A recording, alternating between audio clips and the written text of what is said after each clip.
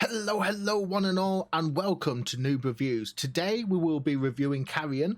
I don't want to keep you too long, so let's jump straight into this. Carrion is a horror game developed by Phobia Games Studio and published by Devolver Digital. Described as a reverse horror game, the game allows players to take control of a tentacled monster whose objective is to make its way through a facility, stalking and killing all humans in its path. Abandoned, unloved and judged by many, you are a poor and unfortunate monstrosity who has been captured, poked and prodded by the human scum. Your mission, should you choose to accept it, is to eat every single one of them, escape and decimate their pathetic world. No one survives. Oh, also, reverse horror game, but mainly eating people. Lots and lots of eating people. Ripping them limb from limb or just pulling them in two and bashing their friends to death with their bloody stumps, which is a lot more fun than it may sound. Carrion was released on PC, Switch and Xbox in July this year. Personally, my playthrough took just under 5 hours and I managed to get all but 2 of the main achievements for the game. However, some completionist websites advise that it can take up to 7 hours to complete fully. Instead of the usual concept of missions, the game is a massive dungeon formed of smaller dungeons, where you need to complete objectives, mainly in puzzle form, to unlock doors to the next area. With regards to the objectives, you effectively need to escape detection, or if you prefer, murder everything in sight. Evolve your monster through a series of dangerously unstable gas canisters, and acquire DNA that allow you to grow extra tentacles to become more agile and lethal. Using mainly your sticks, bumpers and triggers, Carrion is a bit odd when first getting to grips with controls on the console. The left stick is movement, the right stick is attack, and a mix of the triggers and bumper buttons are your unique abilities. You need to be quite surgical with both sticks and buttons as your monster begins to grow. The larger it is, the more damage you can do, but the more challenging some of its movements become. After about 10 to 20 minutes you should be able to get to grips with the controls. However, even at the best of times they can seem laggy and uncoordinated in some places, so you may need a little bit of patience throughout the entire playthrough. The art style is fantastic, it's very retro and really fits the theme of the game. Throughout the game you have the ability to upgrade your monster, whether it be covering your body in solid armor, protruding spikes from your flesh, turning yourself invisible, or using a web shot that could put Spider-Man to shame. There are so many ways with which to tackle your enemies and puzzles.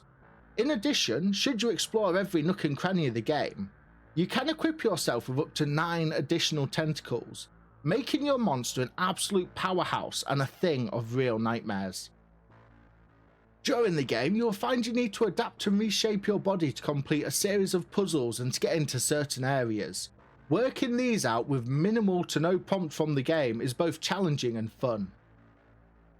The game itself is relatively short, and on your first playthrough you may miss a few things such as hidden extra tentacles for your monster.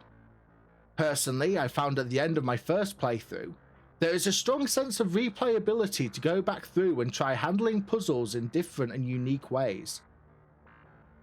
As the game is relatively short and appears to be one sizable underground dungeon split into smaller areas, there are very minimal load times as you move from area to area, meaning there is no real break to the pacing of the game. Personally, I found this really helped the immersion, especially when chasing fleeing scientists up and down ladders. Some of my favourite personal touches from Carrion were, for example, the fact that the various achievements were all head nods to different sci-fi and monster films. Every time one popped up, I got very excited when working out which film they related to. Also, the fact that you could play from both the monsters and the carrier's point of view was a charming touch, but also something you can miss if you do not thoroughly explore.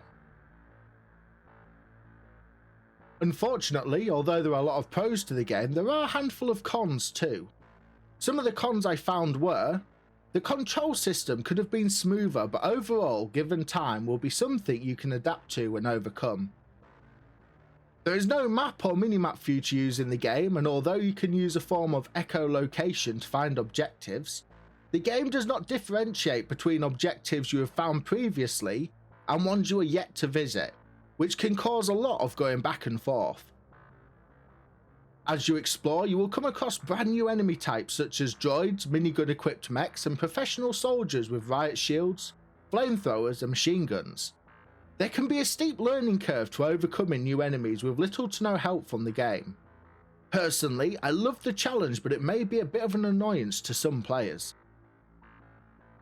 For some of the routes and puzzles, they are very linear compared to the more open sections where you would choose just how exactly you wanted to tackle them. I thought the mix of linear and open puzzles was okay, but in all honesty, having experienced the open puzzles where you decide exactly how you want to solve the problem, the linear ones seemed a little less rewarding when you finally completed them.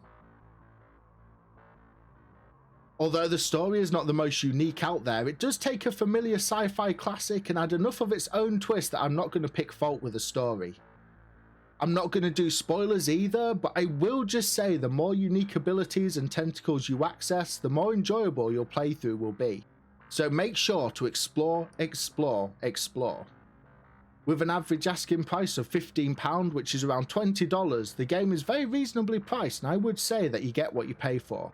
However, if you wanted to try Carrion and have the Game Pass for Xbox or PC, Carrion is currently included in both packages. Overall, a great little game that was fun and could be blasted through in an afternoon. Something I would definitely recommend as worth a play. At the end of the day, all I can really do is provide my personal point of view and encourage you to try the game for yourself to form your own opinions. Some may love it whilst others may not. For now though, whatever you decide to play, I wish you happy gaming and have a fantastic day.